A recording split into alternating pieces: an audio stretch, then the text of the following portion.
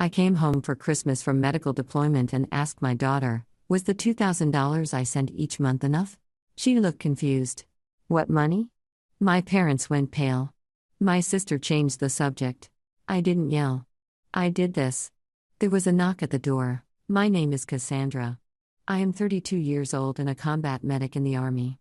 After 9 grueling months deployed overseas, all I wanted was to hug my 14-year-old daughter, Emma. I had been sending $2,000 home every month to my parents who were caring for her. The joy of our reunion quickly turned to confusion when I casually asked if the money was enough. Emma looked at me blankly and said, "What money?" My parents went pale. My sister Amanda suddenly changed the subject. I felt my heart drop to my stomach. I never planned to be a single mother with a military career. Life has a way of reshaping your plans when you least expect it. 5 years ago, my husband Daniel died in a car accident, leaving me alone with our 9-year-old daughter, Emma. We had been high school sweethearts, married young, and had Emma when I was 18. His death shattered our world, but I had to find a way forward for Emma. The military had always been my backup plan. My father had served, and though our relationship was complicated, I respected his service. With Daniel gone, the stability of military health care and education benefits became increasingly appealing. I enlisted as a combat medic, combining my passion for health care with service. The pay was decent, and the structure gave Emma and me something we desperately needed. After losing Daniel, predictability. For 3 years, I managed to avoid overseas deployment. My unit commander understood my situation and kept me stateside. Emma and I settled into a rhythm. We lived near base in a small apartment. She made friends at school, joined the soccer team, and slowly her smile returned. Each night I would help her with homework, and on weekends we would have movie marathons or go hiking. We were healing together. Then came the orders I had been dreading. My medical unit was being deployed to a conflict zone for 9 months. My stomach dropped when I received the notification. Emma was 13 now, growing into her own person, navigating the complexities of adolescence. This was exactly when she needed her mother most. My parents lived in our hometown about 2 hours from base. They had retired early after my father sold his successful construction business. Their relationship with Emma had always been loving but distant, holiday visits, occasional weekends. My mother adored Emma but struggled with the energy a young teenager required. My father was gentle with her in a way he never had been with me. My younger sister Amanda lived nearby them with her husband. They had no children of their own yet, though they had been trying. Amanda had always been envious of my relationship with our parents, believing they favored me despite evidence to the contrary. We were cordial but not close. With limited options, I approached my parents about caring for Emma during my deployment. They agreed immediately, seeming genuinely happy to help. We discussed every detail of her care, her school schedule, extracurricular activities, dietary preferences, friend circle, and emotional needs. The financial arrangements were explicit. I would transfer $2,000 monthly to their account specifically for Emma. This would cover her food, clothing, school supplies, activities, transportation, entertainment, and allow for some saving toward her future. The amount was generous, nearly half my deployment pay, but Emma deserved every penny. My parents insisted it was too much, but I wanted Emma to maintain her quality of life and perhaps enjoy some extras to compensate for my absence. I set up the automatic transfers through my military bank account. The first payment would arrive the day after Emma moved in and continue on the first of each month thereafter. I showed my parents the confirmation of the setup, and they acknowledged the arrangement. The week before deployment was a flurry of preparation. Emma and I packed her belongings, visited her new school, and set up her bedroom at my parents' house. I bought her a special journal where she could write letters to me when video calls weren't possible. We established a communication schedule accounting for the 13-hour time difference and security restrictions. The night before I left, Emma crawled into my bed like she used to after Daniel died. "Will you be safe, Mom?" she whispered. I could not promise absolute safety, but I promised to be careful to think of her with every decision and to come home. 9 months will go by fast, I said, not believing it myself, and I will call whenever I can. Leaving Emma at my parents' house the next morning was the hardest thing I had ever done. She tried to be brave, but as I got into the taxi, her composure broke. She ran after the car, sobbing. My father had to hold her back. As I watched through the rear window, my own tears flowing freely. The image of her red face and outstretched arms haunted me throughout my deployment. The flight home felt eternal. After 9 months in a dusty field hospital treating injuries, I would never forget American soil looked like paradise. I had managed to arrange my return 3 days before Christmas, wanting to surprise Emma rather than tell her my exact arrival date. If something delayed my travel, I could not bear to disappoint her twice. My sister Amanda picked me up from the airport. She seemed tense, but I attributed it to holiday stress. On the drive to my parents' house, she updated me on family news, carefully avoiding specific mentions of Emma, except to say, "She has grown so much. You will be shocked." The reunion with Emma was everything I had dreamed about during lonely nights on deployment. When I walked through the door, she was decorating Christmas cookies in the kitchen. She dropped the frosting bag and launched herself into my arms with such force that we both nearly fell. I held her tight, noticing immediately that she was taller, her face more defined, less childlike. "You are really here," she kept saying, touching my face as if to confirm I was real. "I missed you so much, Mom." My parents hovered nearby, their expressions a mixture of joy and something I could not quite identify. My father hugged me awkwardly while my mother fussed about my weight loss and exhausted appearance. The house was decorated beautifully for Christmas with a towering tree and elaborate decorations I did not recognize from previous years. That first evening was a whirlwind of emotions. We had dinner together. Emma sitting so close to me that eating was challenging. She barely touched her food, too busy telling me about school, her friends, and books she had read. I noticed she wore jeans that were slightly too short and a sweater with worn elbows, but assumed these were just favorite comfort clothes. When Emma mentioned struggling to complete a science project because she could not afford the materials, a small alarm bell rang in my mind. My mother quickly interjected that they had eventually figured it out. My father changed the subject to my experiences overseas, carefully avoiding any mention of finances. As Emma showed me to my room, I noticed my parents' new furniture throughout the house. The living room set was clearly recent, a style my mother had pointed out in magazines for years. My father's study contained a new desktop computer setup that looked expensive. In the driveway sat a late-model SUV. I did not recognize which Amanda explained was Dad's new toy. Emma seemed healthy and happy overall, yet small details troubled me.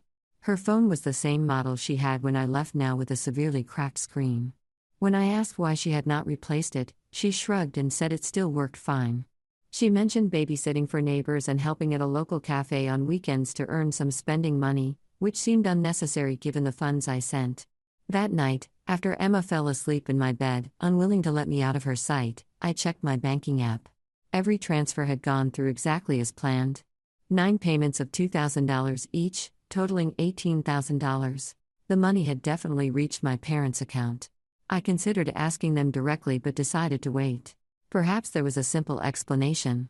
Perhaps they were saving the money for Emma's college fund as a surprise. Perhaps I was being paranoid after months in a combat zone where trust could be a liability.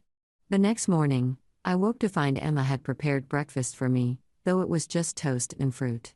"Grandma says we need to go grocery shopping today," she explained. "We do not have much food right now." My sister Amanda arrived mid-morning with her husband bringing Christmas gifts and more questions in my mind. She had a new diamond tennis bracelet she kept touching, explaining it was an early Christmas gift. When Emma admired it, Amanda promised to take her shopping when we can afford it, giving my parents a quick glance I could not interpret. Throughout the day, I noticed more inconsistencies. Emma had outgrown most of her clothes, but had few new items. Her winter boots had been patched with duct tape. Her school backpack was literally falling apart at the seams. None of this aligned with the generous allowance I had provided. By the second day of my return, the inconsistencies could no longer be ignored. While helping Emma organize her room, I casually mentioned the monthly allowance. "I hope the money I sent was enough for everything you needed," I said, folding a stack of t-shirts that all looked at least a year old. Emma stopped arranging books on her shelf and turned to me with genuine confusion. "What money?" The question hit me like a physical blow.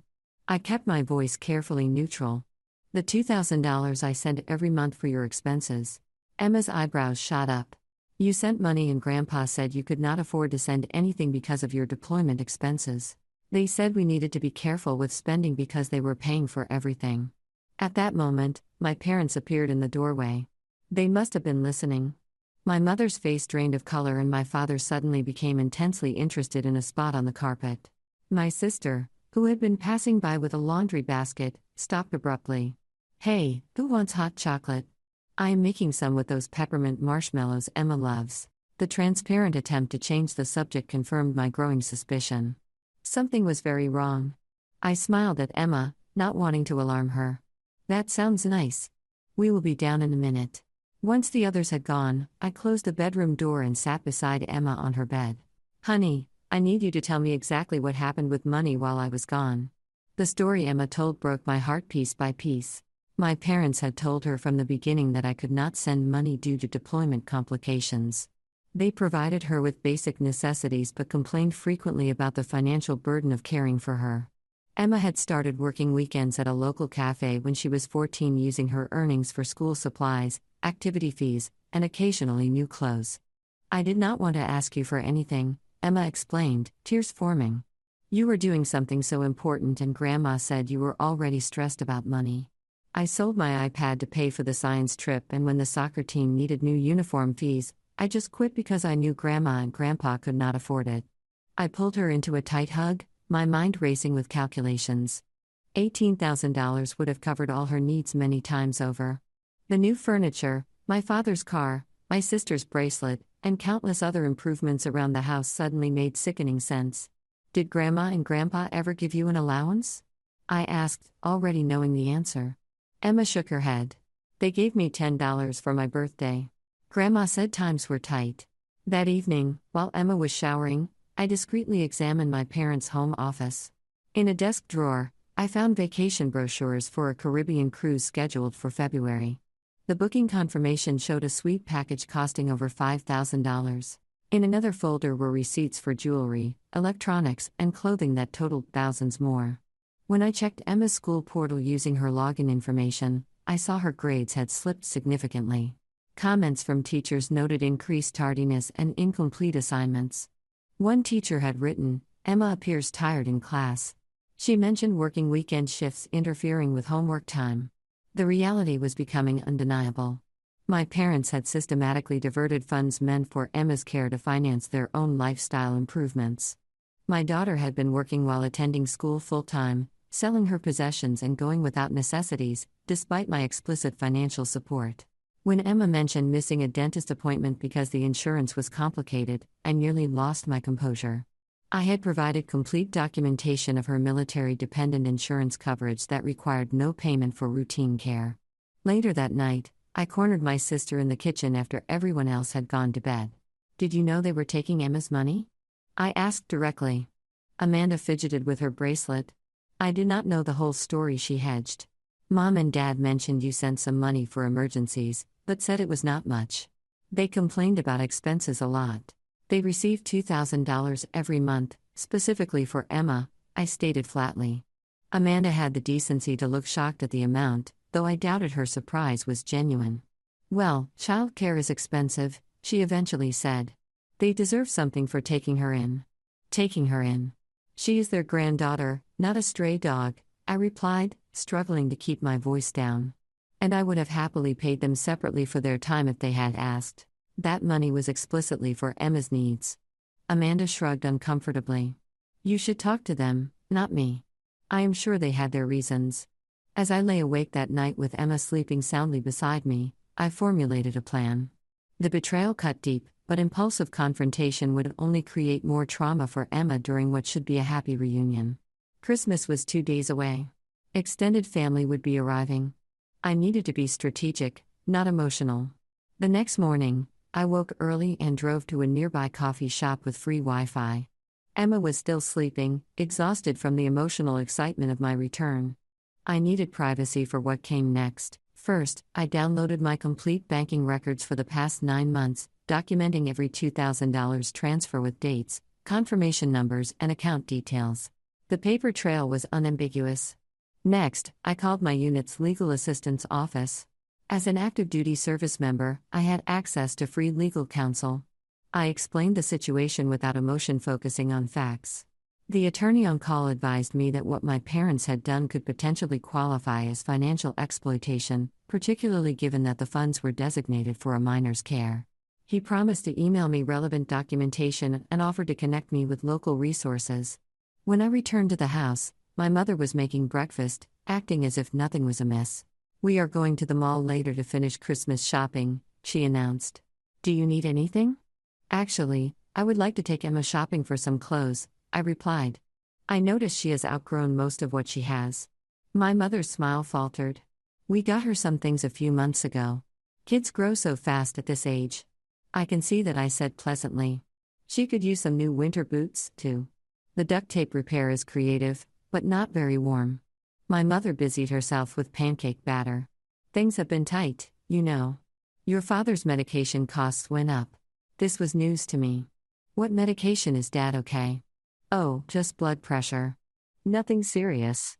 She waved dismissively, then added, "But insurance only covers part of it." My father had excellent retirement health coverage that I knew included prescription benefits. Another lie.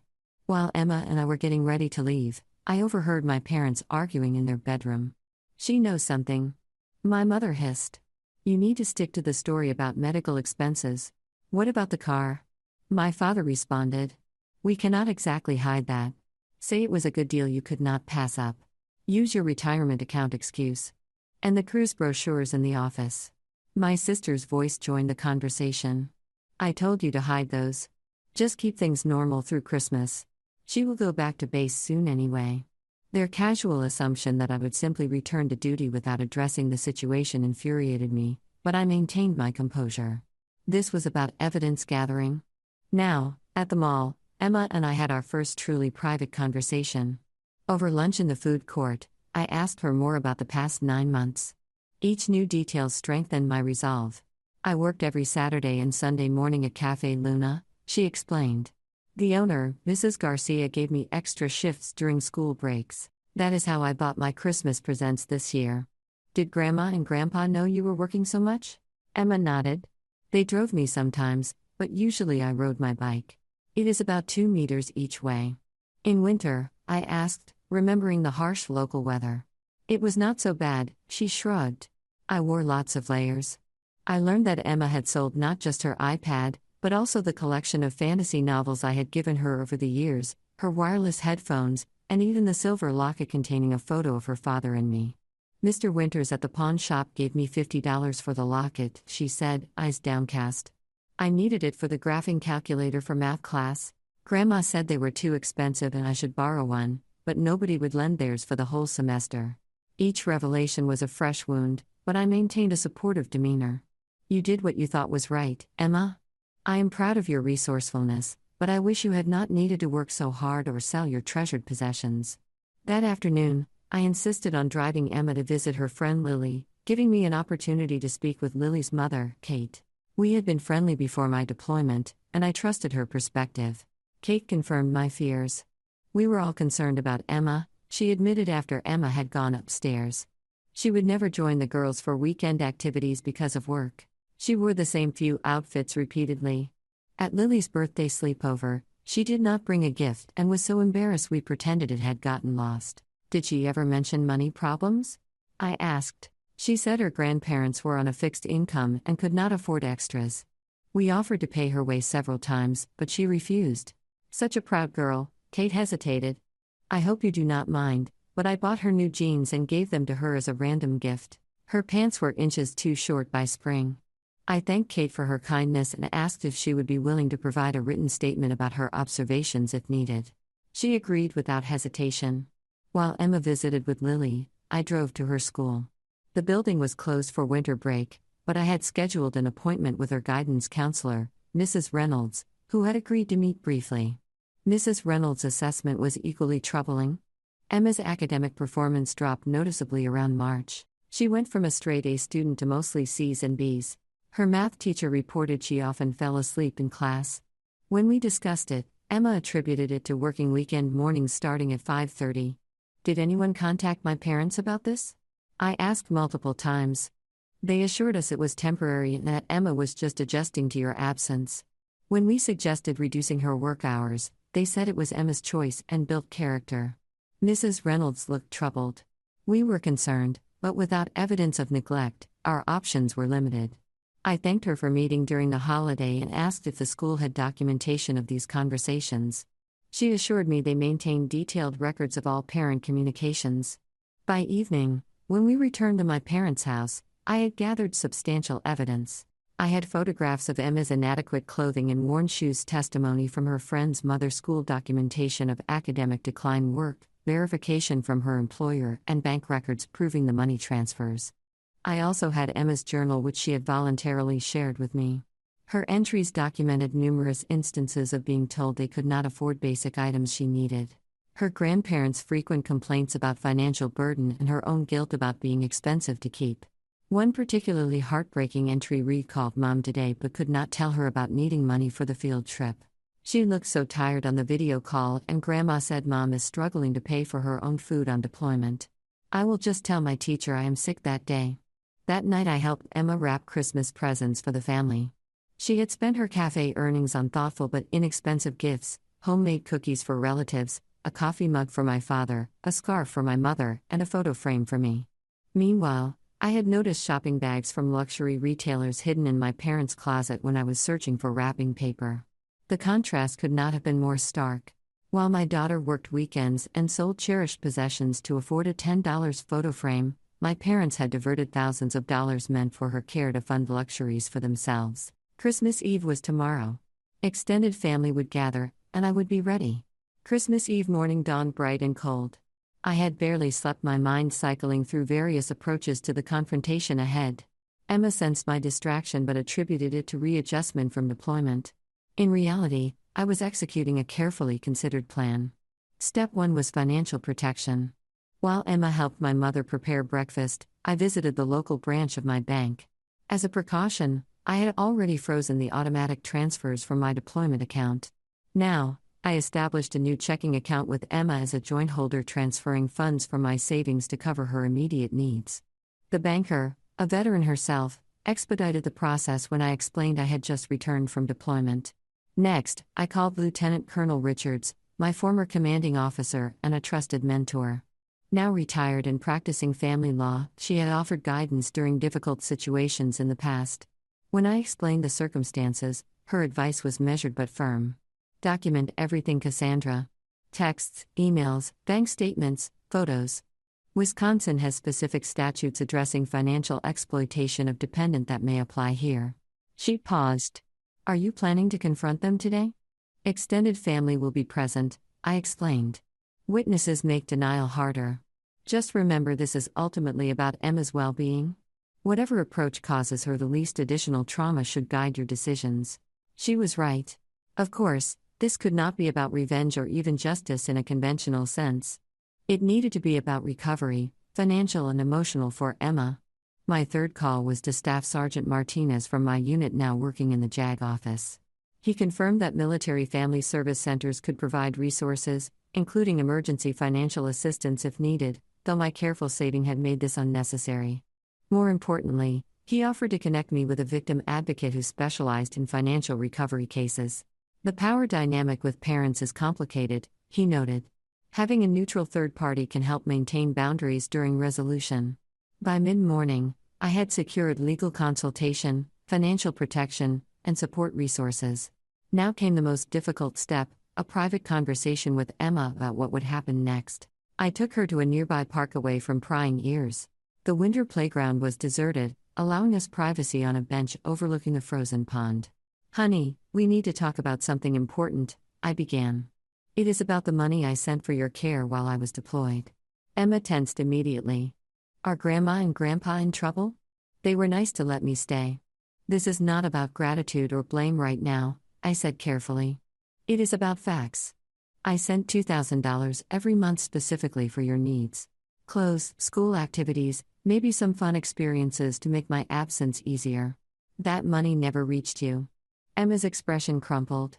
"They said you could not afford to send anything. That caring for me was straining their retirement." "That was not true," I said gently. "I sent more than enough to cover everything you needed and then some."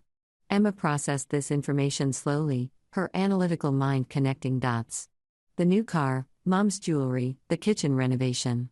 I nodded. "Possibly, yes." Her face flushed with anger, then embarrassment. I worked every weekend making coffee for strangers while they spent my money on stuff I sold. Dad's locket. Tears spilled down her cheeks. I thought I was helping by not asking for things. I thought we were all struggling together. I pulled her close as she sobbed against my shoulder. This was the rawness I had hoped to avoid. Yet, it was necessary for her to understand she had done nothing wrong. You did help, Emma. You showed incredible responsibility and maturity.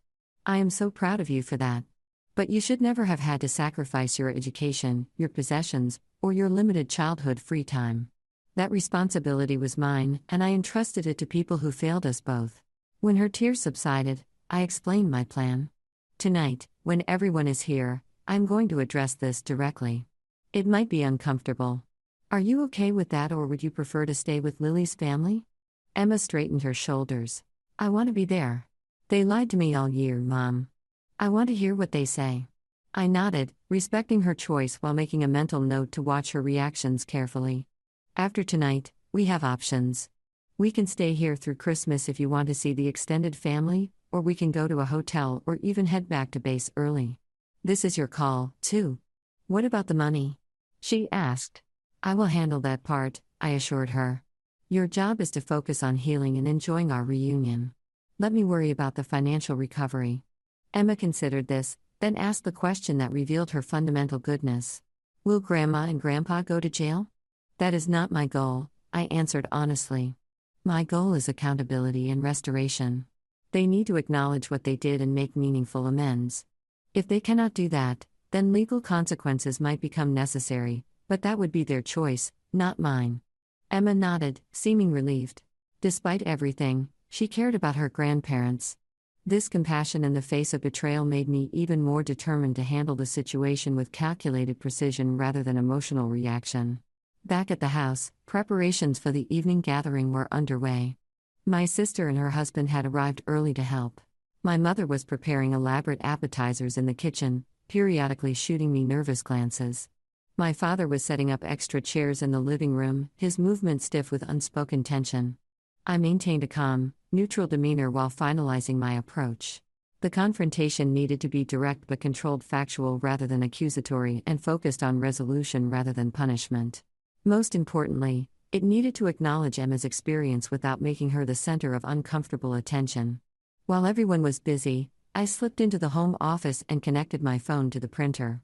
The documentation I had gathered formed a compelling narrative: bank statements showing the transfers, photos of Emma's inadequate clothing and school supplies, work records from the cafe, showing her weekend shifts, school reports documenting her academic decline, and statements from her teacher, counselor, and friend's mother.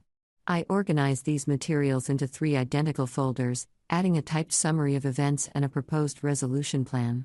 One folder would remain with me, one would be presented to my parents, and one would be given to my Aunt Susan, my father's sister, and the family matriarch, whose moral authority was respected by all. As evening approached, I helped Emma prepare for the gathering. We had purchased a new outfit during our shopping trip, and she looked beautiful and age-appropriate in a festive sweater and jeans that actually fit.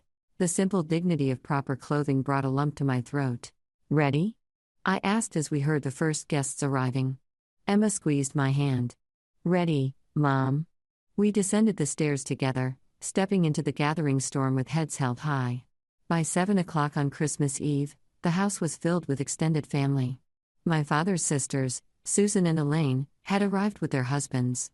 My mother's brother, Robert, and his wife, came bearing elaborately wrapped gifts. Cousins with spouses and children completed the gathering, creating a festive atmosphere tinged with the awkwardness that often characterizes family holiday events.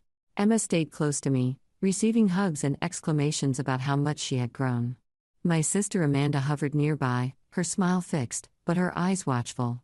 My parents played perfect hosts, my father mixing drinks while my mother arranged food platters, both carefully maintaining the appearance of a normal family Christmas. Aunt Susan pulled me aside early in the evening. You look tired, Cassandra. That deployment must have been rough. The deployment was difficult, I acknowledged. But what I found upon returning home has been equally challenging. Something in my tone made her study me more closely. Is everything all right with Emma? She asked perceptively. We will be discussing that during dinner, I replied. I would appreciate your attention when we do. My aunt never one to miss subtleties, nodded slowly. You know I am always in your corner. Dinner was served buffet style at 8 with everyone finding seats around the extended dining table and adjacent card tables set up for the occasion.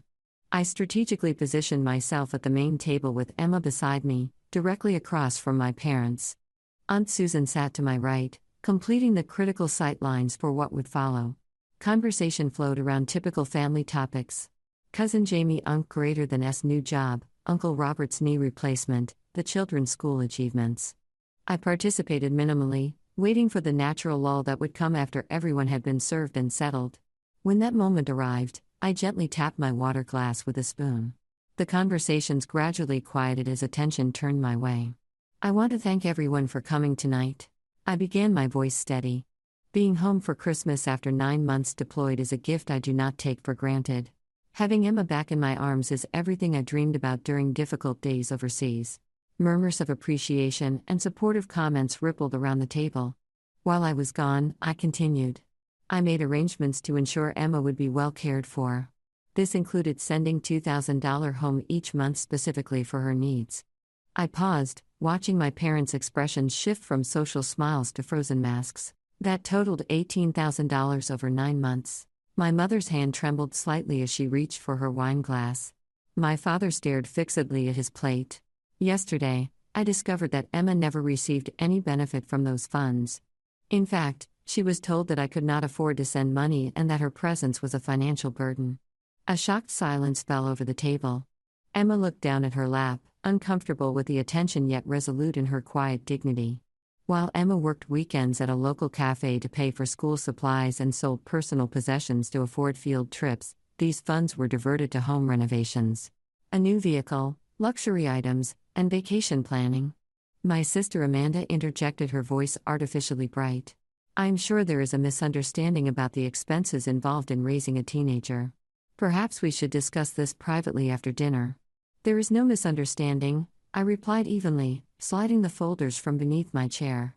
These contain complete documentation, bank transfers, Emma's work records, statements from school officials, and testimony from community members who witnessed her going without necessities. I placed one folder in front of my parents and handed the other to Aunt Susan, whose expression had hardened into something resembling her brother's face when he was especially disappointed. Emma maintained a 3.22 grade point average, while working weekends, received no allowance, missed medical appointments, and was denied participation in school activities due to supposed financial constraints. My voice remained measured despite the anger burning beneath my words. Meanwhile, $18,000 that should have provided her a comfortable life instead furnished this house and funded luxuries I am still discovering. My father finally spoke, his voice defensive. Now wait a minute. Do you have any idea what it costs to raise a child these days? Food, utilities, transportation. I do know, I interrupted. I have been raising her alone for 5 years. $2,000 monthly was calculated to cover all reasonable expenses several times over. We never agreed to an accounting of every penny, my mother said, attempting indignation. We provided a home supervision and love. Love does not send a 14-year-old girl to work at 5:30 in the morning while her guardians sleep in. I countered. Love does not force a child to sell her father's locket to buy a calculator for school. Emma flinched at this revelation, and several relatives gasped audibly. My Uncle Robert, always the family peacemaker, tried to intervene. Surely there were misunderstandings on both sides. Perhaps there was no misunderstanding, Emma said. Suddenly, her voice small but determined. Grandma specifically told me Mom could not afford to send money because of deployment expenses. When I needed $65 for the Science Museum trip, she said they could not spare it, so I sold my iPad. I worked every weekend for months so I would not be a burden. The raw honesty of her statement silenced every attempt at deflection. My mother's face crumpled. Whether from shame or being caught, I could not tell. My father tried a different approach. We may have mismanaged some aspects of the arrangement, but we provided a safe home. Child care has value too. You know, if you felt you deserved compensation for your time, you should have said so, I replied. I would have gladly provided it separately.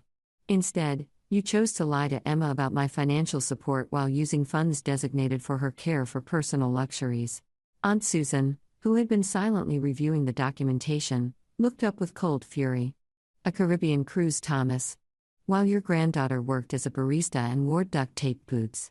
My father had the decency to look ashamed, but my mother attempted one more deflection. We planned to pay it back.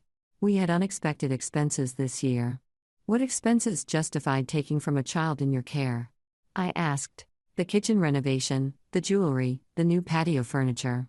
When no answer came, I continued to the next phase of my planned approach. I am not interested in public humiliation or family division.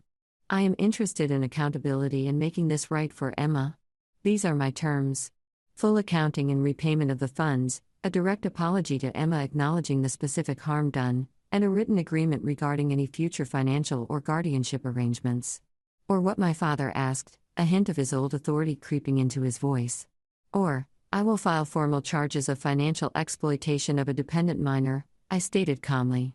My military legal counsel has already outlined the potential consequences, both criminal and civil.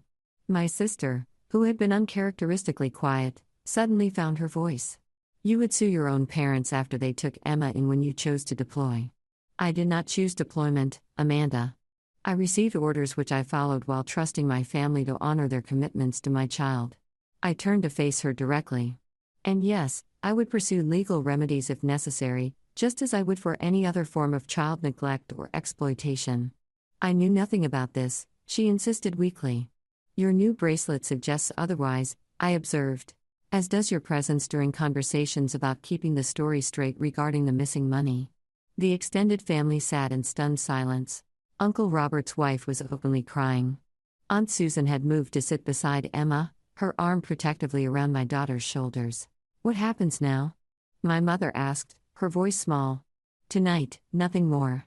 This is Christmas Eve, and I will not rob the family of their celebration. Emma and I will participate as planned.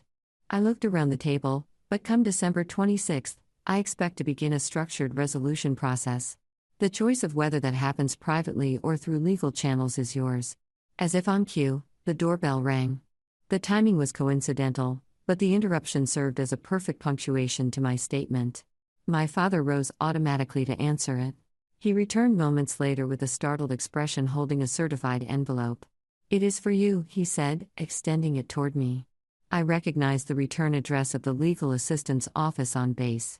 The documents I had requested earlier, formal templates for restitution agreements and financial accountability, had arrived with perfect dramatic timing. Taking the envelope, I said simply, "Thank you. These will help us move forward constructively." The remainder of the dinner proceeded in uncomfortable waves of forced conversation and awkward silences. Extended family members processed the revelation in various ways. Some offering Emma quiet words of support, others attempting to broker immediate reconciliation, a few simply observing with a fascination reserved for witnessing private family implosions. Through it all, Emma maintained remarkable composure, accepting comfort without seeking pity, answering questions honestly but without elaboration. I had never been prouder of her strength and grace under pressure. Later that night, as guests departed with subdued holiday wishes, Aunt Susan pulled me aside. I will help ensure they make this right, she promised. What they did was unconscionable. Thank you, I replied sincerely. My goal is resolution, not destruction. Emma still loves them despite everything. You are a better person than I would be in your position, she observed. Not better, I corrected. Just focused on what matters most. Emma needs healing more than I need retribution. As we prepared for bed that night, Emma asked the question that had clearly been weighing on her mind. Will we ever be a normal family again? I considered my answer carefully. We will be a different family, one built on truth and accountability rather than comfortable lies. Whether your grandparents can be part of that depends on their choices now. Emma nodded thoughtfully. I'm glad you came home when you did, Mom. So am I, sweetheart, I whispered, holding her close. So am I. The knock at the door on December 26 came precisely at 10 o'clock in the morning. My parents, who had maintained a careful distance during Christmas Day celebrations, exchanged apprehensive glances. My sister Amanda and her husband had arrived minutes earlier, completing the circle of those directly involved in the situation. Emma sat beside me on the sofa, her posture reflecting the confidence our honest conversations had begun to rebuild. Aunt Susan had insisted on being present as a neutral family witness, positioning herself, literally and figuratively, between the opposing sides of the living room. My father opened the door to reveal Mr. Harrington, the attorney from the base legal assistance office, who had agreed to facilitate our discussion. His presence immediately established the seriousness of the proceedings without escalating to courtroom formality. "Thank you all for agreeing to this mediation," Mr. Harrington began after introductions. "My role today is to help structure a conversation that addresses the financial discrepancies that occurred during Cassandra's deployment and establish a framework for resolution." The clinical description of what had happened as financial discrepancies rather than theft or exploitation set a tone of problem-solving rather than punishment. This was a deliberate part of the strategy we had discussed to maximize the chances of actual restitution rather than defensive obstruction. For the next 3 hours, we engaged in a methodical process of accountability. My parents, faced with the comprehensive documentation I had gathered and the gentle but firm guidance of Mr. Harrington, gradually abandoned their defensive posture. My father, always more straightforward than my mother, was the first to acknowledge the full reality of their actions. "We did divert the funds," he admitted. "Finally, it started small, using part of the first payment to fix the dishwasher. Then it became easier to justify using more for other household improvements, telling ourselves it benefited Emma indirectly. By the 3rd month, we were treating the money as general income." My mother, tearful but still struggling with full admission, added, "We convinced ourselves we deserved it for taking her in. That childcare was worth compensation." She looked at Emma with genuine remorse. "But we should never have told you. Your mother sent nothing. That was cruel and manipulative." Step by step, Mr. Harrington guided us through a complete accounting of the diverted funds. The total, including the planned cruise that had been fully paid, exceeded the $18,000 I had sent. My parents had literally spent money they had not yet received, anticipating future transfers. The resolution plan took shape with surprising cooperation once the full acknowledgement occurred. My parents agreed to a structured repayment schedule, beginning with the immediate cancellation and refund of the cruise. They would sell my father's new car and return to their previous vehicle. My mother's recent jewelry purchases would be returned or sold. For funds that could not be immediately recovered, they committed to monthly payments of $1,000 until the debt was fully repaid.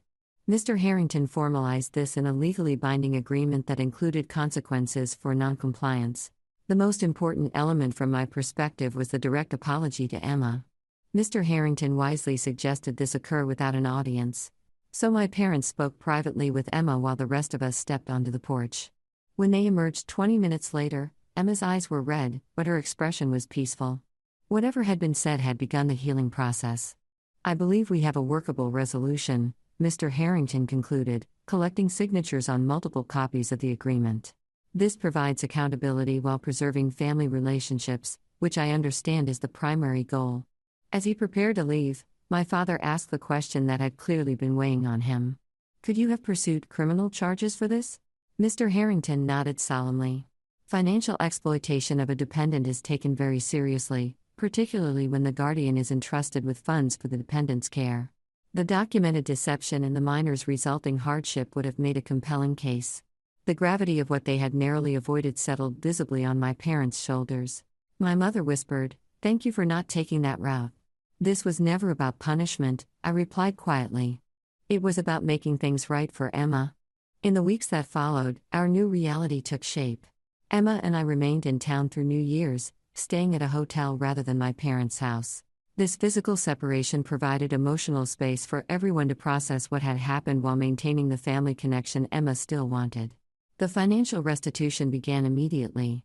My parents sold the new car within days, applying the proceeds to the outstanding balance. My mother returned unworn clothing and unused household items. My father took on consulting work to supplement the retirement income, enabling the monthly payments. Emma's physical needs were more easily addressed than her emotional ones. We replaced her outdated phone and worn clothing. I insisted on buying back her father's locket from the pawn shop, paying well above market value to compensate for the sentimental loss. Her iPad was replaced along with the books she had sold. The deeper healing required professional guidance. When we returned to base in January, Emma began working with a therapist specializing in trust issues and family dynamics. Initially reluctant, she gradually embraced the process of understanding and processing her feelings of abandonment and betrayal. My sister Amanda reached out in February with her own apology. "I should have questioned what was happening," she admitted during a video call. I saw the signs but chose to look away because it was easier. Were you benefiting from the money, too? I asked directly. Her hesitation answered before her words did. The bracelet was a gift from Mom. I did not know specifically where the money came from, but I should have questioned how they could afford it when they were supposedly struggling with Emma's expenses. Our relationship remained strained but civil with potential for improvement through continued honesty. By April, Emma's academic performance had returned to her previous excellence. Freed from the burden of weekend work and financial stress, she rejoined the soccer team and developed new friendships. The resilience of youth combined with proper support enabled her recovery faster than I had dared hope. My parents maintained their repayment schedule with perfect compliance. By the 6-month mark, they had returned nearly $12,000 through various means. More importantly, they respected the boundaries we had established, never pressuring for more access to Emma than she was comfortable giving. When my current assignment ended in June, I requested a transfer to a unit without deployment rotations. This required declining a promotion opportunity, but Emma's stability took precedence over career advancement. We relocated to a small house near the new base, establishing our own home after years of temporary arrangements. Emma's therapist suggested carefully structured visits with my parents as part of the healing process. The first-a-day trip to a neutral location was awkward but productive. My father, always more comfortable with action than words, had prepared a handmade jewelry box to hold a recovered locket. My mother had compiled a scrapbook of Emma's childhood photos, acknowledging the importance of preserving connections to her past. By summer's end, we had established a new normal. Emma spent weekends with friends rather than working. She started high school with confidence and clear boundaries. My parents continued their amends through consistent payments and respectful interactions. My sister and I maintained limited but improving communication. The betrayal would always be part of our family story, but it would not define our future. The painful lessons in accountability, forgiveness, and conditional trust had transformed all of us. Last week, Emma asked if her grandparents could visit for Thanksgiving. Not staying with us, she clarified, but maybe dinner together. I think I am ready for that. Her capacity for measured forgiveness humbled me. If you are ready, then yes, I agreed. Family is complicated, but it is still family. As I reflect on our journey from that shocking moment of what money to today's cautious rebuilding, I am reminded that trust once broken can never be perfectly restored. But something new and potentially stronger can grow in its place. A relationship founded on accountability, clear boundaries, and earned rather than assumed trust. If you have experienced family betrayal or financial exploitation, please know that recovery is possible. Setting boundaries is not selfish. It is necessary for healing. Accountability is not vengeance. It is the foundation of any healthy relationship. And protecting those we love sometimes means making difficult choices that others may not understand.